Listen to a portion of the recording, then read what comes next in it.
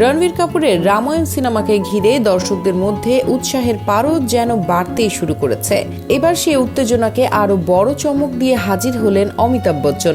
জানা গেছে নিতেশ তিওয়ারি পরিচালিত এই সিনেমায় বিগ বি কণ্ঠ দিবেন জটরায়ের চরিত্রে, যা সম্পূর্ণ ভিজুয়াল এফেক্টের মাধ্যমে পর্দায় প্রাণ পাবে। তার নেপথ্যেই হয়তো আমরা অমিতাভের কণ্ঠের গাম্ভীর্য শুনতে পাবো।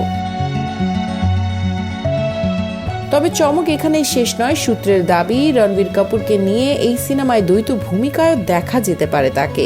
কাঁধ পর্যন্ত চুল, কপালে রাজ তিলক, খালি গায়ে মেরুন সোনালী পাড়ের উত্রিও, আর তার সঙ্গে মানানসই ধুতি। রামায়ণের সেটে এভাবে রামচন্দ্র হয়ে উঠেছিলেন রণবীর। তার পাশে সীতা হিসেবে রয়েছেন সাই পল্লবী।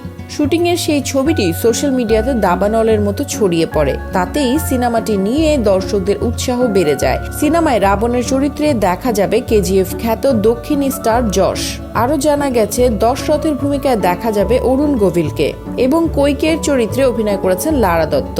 আপাতত রণবীরের ওয়ার্ক ক্যালেন্ডারের আগামী ডেটগুলো নিতেশ তিওয়ারির রামায়ণ সিনেমার জন্যই দেওয়া রয়েছে।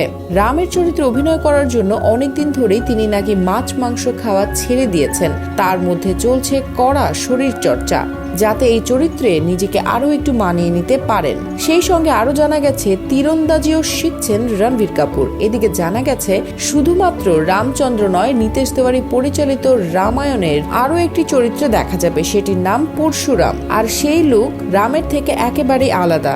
আর এইভাবেই প্রস্তুতি চলছে এক কাব্যিক অধ্যায়ের পুনর্জন্ম ঘটাতে, যেখানে রণবীর কাপুর, অমিতাভ বচ্চন এবং যশের মতো তারকারা একত্রে ইতিহাসের নতুন পৃষ্ঠায় নাম লেখাবেন।